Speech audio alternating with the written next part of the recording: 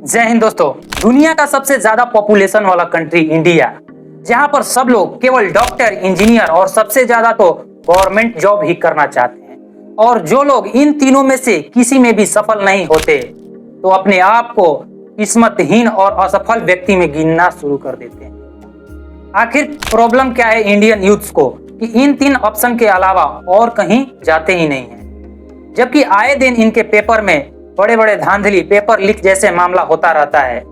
आपने कभी सोचा है कि इंडियन यूथ्स को हमेशा पेपर लीक को लेकर, बेरोजगारी को लेकर रोड पर प्रोटेस्ट क्यों करना पड़ता है? इंडियन यूथ्स अलग कुछ क्यों नहीं सोचते?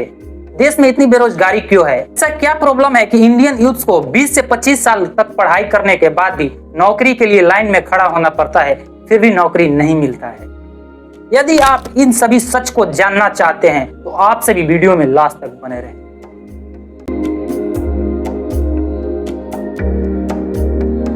एक समय था जब भारत दुनिया भर में ज्ञान का केंद्र हुआ करता था।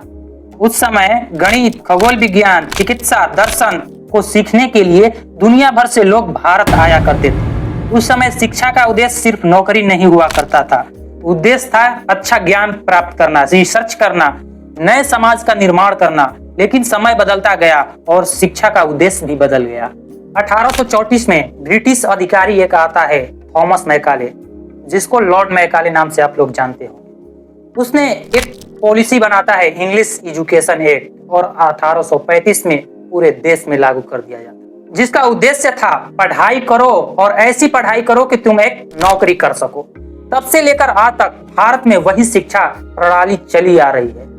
आज एक बच्चा जब जन्म लेता है तब से उसके गार्जियन उसके दिमाग में भरना शुरू कर देते हैं कि हमारा बच्चा एक दिन अच्छा स्कूल में पढ़ेगा और एक अच्छा गवर्नमेंट जॉब करेगा या इंजीनियर, डॉक्टर बनेगा। आज इंडिया के हर एक स्कूल में एक ही बात बताया जाता है कि अच्छे से पढ़ाई करो, याद करो, ताकि अच्छा मार्क्स आएगा और तुम अच्छा डिग्री प्राप्त कर सकोगे। स्कूल में समझाने के बजाय रटवाया जाता है, डराया जाता है स्टूडेंट्स को कि नहीं याद हुआ तो पिटाओगे, जिसके वजह से इंडियन स्टूडेंट्स टीचर्स से सवाल नहीं पूछते, उनके दिमाग में प्रश्न नहीं बनता।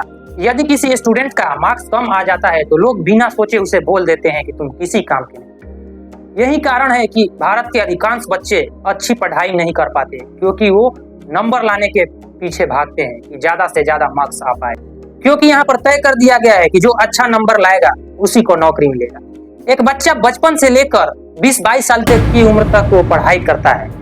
उसके दौरान उसको यही सिखाया जाता है कि अच्छे से पढ़ाई कर लो ताकि तुम डॉक्टर, इंजीनियर या कोई गवर्नमेंट जॉब कर सको। लेकिन यह कोई नहीं बताता कि इन सब के अलावा ऐसे बहुत सारे हजारों कैरियर ऑप्शंस है, जिसमें बच्चे रिसर्च कर सकते हैं, रोबोटिक इंजीनियर बन सकते हैं, इनोवेशन कर सकते हैं, अन्य तरह की बहुत सारे पढ़ाइयाँ कर सकते हैं।